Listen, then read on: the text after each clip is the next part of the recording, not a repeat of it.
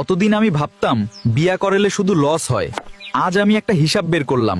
হিসাবটা করার পরে তো আমার মনটা খুব ভালো লাগতাছে। বিয়া করে যদি 10 লাখ টাকা খরচ হয়, আর সেই বিয়াটা যদি 30 বছর চলে, ডেইলি ঘরে খরচ পড়তাছে 91 টাকা 32 পয়সা। 91 টাকা 32 পয়সার মধ্যে কি কি পাইতাছি? গরম গরম খানা রেডি পাওয়া যাইতাছে, ধোয়া কাপড় চোপড় করতে পারতাছি, বাড়িঘরও পয় পরিষ্কার থাকতাছে। আরো কিছু গোপন সুবিধাও আছে যেগুলো সরাসরি বলা যাইব না। আর বড় কথা হইতাছে 2টা পোলাপান পাইছি। এত কিছু পাওয়ার পরে বউরা যদি সপ্তাহের 6 দিন গাল ফুলায় বয়ে থাকে, থাকুক গা, আমার কি হইব? হিসাবটা করার পর আমার মনটা হালকা লাগতাছে। যে সুন্দর হিসাব করছো, তুমি তো দেখি স্যার আইজাক নিউটন হয়ে গেছো। ছাইরা দাও বউ, কালকে হরিণের গোস্ত আয়না খাওয়ামু। গোস্ত খাওয়াইতাছি আজকে তোমারে।